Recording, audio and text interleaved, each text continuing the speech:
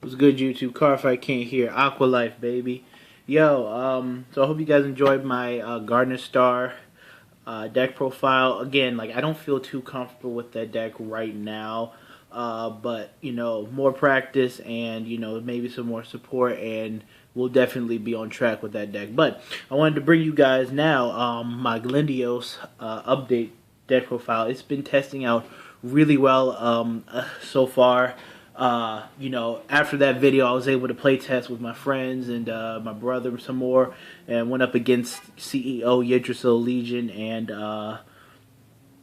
Percival, and testing it was really good against CEO Yggdrasil. The only trouble I found in like about, I think it was like 2 to 3 games, was the fact that I can't use Rubidium to redirect or my perfect guards because she's swinging with like 40k plus, and then with an extra crit, and I can't use grade 1s or higher to guard her. So for my hand anyway, so it was very difficult. But after a few games, the next match I was able to, one game I was able to heal on 6. Another game I was able to keep my damage low and take a hit. And another game I just had so many 10k shields in my hand, I was able to throw out like an abundance of them and block the attack. And then with the control and power Glendios provides, I was able to make a comeback and pick up the win. And then against Percival, I just played it how it is. Keep his field nice and tight, locked up, and it was all good. But let's get on with the deck profile. Update: Worldline, still the only starter you run in Glendios. You don't ever run any other starter as your starting Vanguard, anyways. Got 4 heal triggers. You gotta have 4. I think my brother was running 6 draw 6 crit. I changed it up to 7 crit and 5 draw. I got some of the new draws and crits in here. But as I said, like with my Chaos Breaker decks, I felt as if this lineup was is more comfortable for me. And with Legion coming out, that extra 10k shield, not bad. But I just feel as if this lineup, for at least for Link Jokers, for me, is a perfect balance between offense and defense. Enough draw power to give me some advantage, and enough crit power to add some pressure. So let me go on with the grade 1. Being able to touch my decks is so good. Alright, 2 Persodiums. He's the unflipper for the deck. I took him down to 2 because I don't feel as if I only use him once or twice per game, usually once per game, really. And but seeing him is good. I can always fish him out with Colony Maker. So he's a good card. Not as useful as some other cards in my lineup, but I did have to reduce him to make some extra space for things. But 2 is fine for right now. Again, obviously things are always subject to change. Your deck's never finished. 3 Rubidium. I love this card. I wish I did. When I saw him, I couldn't use him. I have used him sometimes. Like, he helped me preserve some damage, but he's just a great card overall. Redirects the Vanguard attack. If CEO Yggdrasil didn't, if you were able to perfect guard Yggdrasil, then that would just be amazing. But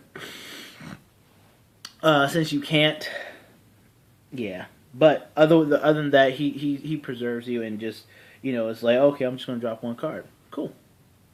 So good card. 7k booster when you need him, and running 4 of Ruin Magician. Ruin Magician is just the key card in this deck. It provides a lot of advantage.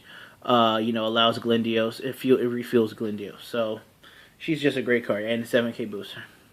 And obviously we're running 4 perfect guards because we are trying to stay as competitive as possible. Alright, on to grade 2. Alright, so for grade 2, running 3 Colony Maker. Obvious choice. Obviously, it's the beatdown build, so to speak. But what she does is she fishes out Ruin Magicians and Persodiums and even Rubidiums if the struggle is that real. But she fishes out what you need from the deck, so you can, combo that later, and again, help fuel Glendios, and get your combo started. So great card overall. And then we have 4 Magnet Hollows, grade 2 ride target. If it hits, counterblast 1, search or reverse out your deck, add to your hand. Just a great pressure card, early game, and even late in the game, if you're able to get a 7K booster behind him, still a pretty good card. Alright, grade 3. Alright, so for grade 3, we are running 3 copies of Reverse Cradle. Reverse Cradle is it's pretty much your backup Vanguard, but I hate riding him sometimes. But if you have, my thing is, as long as you can get to grade 3, you still have a chance of making a comeback.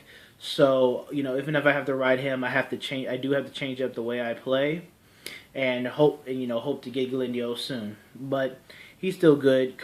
When on his limit break, you call reverse rear guard, lock something, and then reverse cradle gets 5K. So I usually have a draw trigger behind my Vanguard in this deck, so that just makes 21K column, still hitting some pretty good numbers. So he's still able to force pressure, but not as early as Glendios. Speaking of Glendios, we are running 3 copies of Glendios. I did think about going up to 4 copies of him, but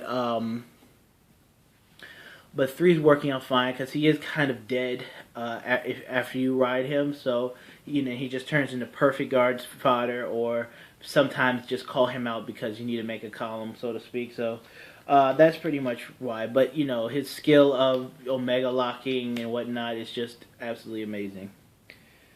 And then the card, and then of course he makes those columns that people just don't want to deal with. And then we have our 6 other reverse units, headlined by Maelstrom Reverse, because it's all Aqua Life all day, every day on this channel. So yeah, 6 other reverses. But that's the end of the deck profile. Like I said before, this deck's been testing really well. And I hope after finals are over for school, I come back and hopefully people, I can still get in some good games with this before everything else in Legion comes out. But that's all I got for this deck, and you know what's coming up next. I don't even have to say it. But it's been the Card Fight King, and I'm out. Peace.